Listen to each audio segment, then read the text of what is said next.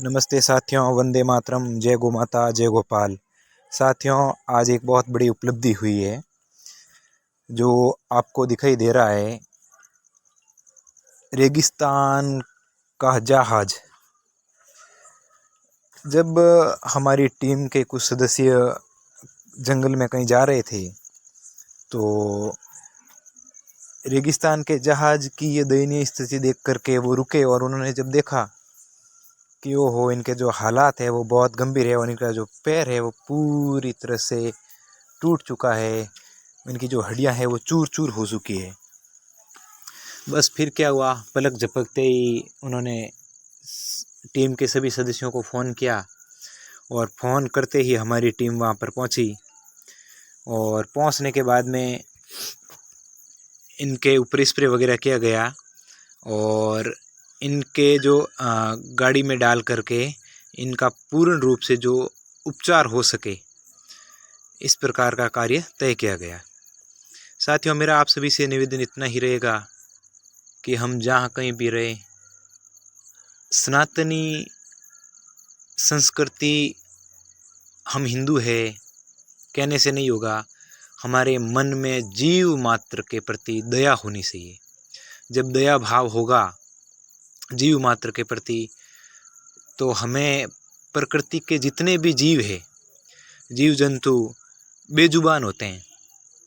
अगर हम इनको कष्ट में देखकर भी हमारे मन में अगर कुछ भी पीड़ा उत्पन्न नहीं हो रही है, तो इसका मतलब हम मरे हुए हैं, मरे समान है। इससे बड़ी विडंबना हो ही नहीं सकती। जब हमने इस प्रकार का देखा तो इनके पास से कैसे निकल सकते हैं, क्योंकि अगर किसी भी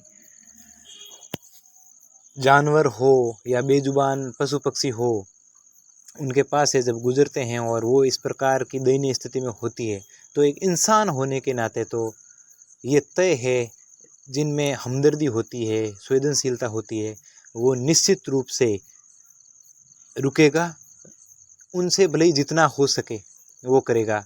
ऐसा है नहीं कि कोई 40-50 हज़ार रुपये है वो दे दिए, अपना समय भी दे सकते हैं। जैसा भी साम दाम दंड भेद, जिस प्रकार का भी कार्य हो, हमें करने का प्रयास करना चाहिए। यही तो हमारे जिंदा होने का एक प्रमाण है।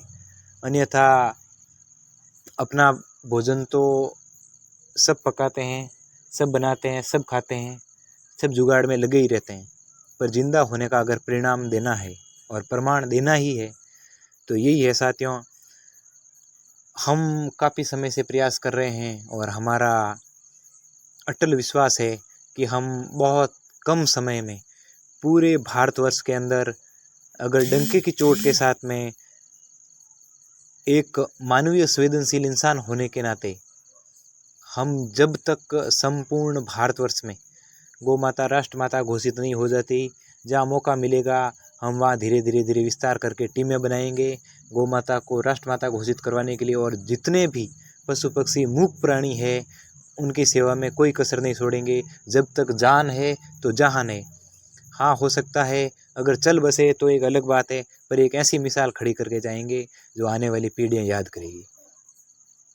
अन्यथा इंसान होना निरर्थक है। अगर ईश्वर ने हमें ये इंसान होने का एक सौगात दी है, तो निश्चित रूप से साथियों, हमें पूरे विश्व के अंदर, वैसे कहने में तो हम कहते हैं कि हम इंसान हैं, और इंसान होने का प्रमाण तभी हो सकता है कि हमारी मानवीयता जिंदा हो।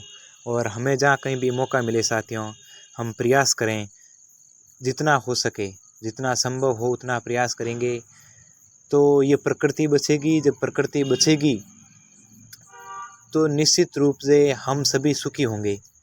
अन्यथा आजकल की जो ये अंधी आधुनिकता की दौड़ है, बहुत जल्दी ये हमें विनाश की ओर ले जाएगी।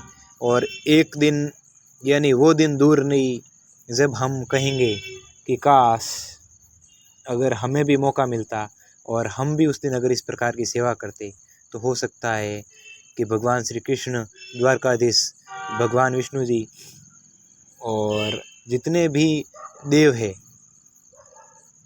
वो यही आशीर्वाद देंगे कि आपने जो कार्य किया है वो पुण्यता का क्या है, अन्यथा मानव जीवन हमारा निरर्थक है। साथियों, मेरा आप सभी से इतना ही अनुरोध रहेगा और मैं काफ़ी समय से यही कह रहा हूँ, हमारा जो रास्ता है वो सत्य का है। आज नहीं तो कल लोग जुड़ेंगे।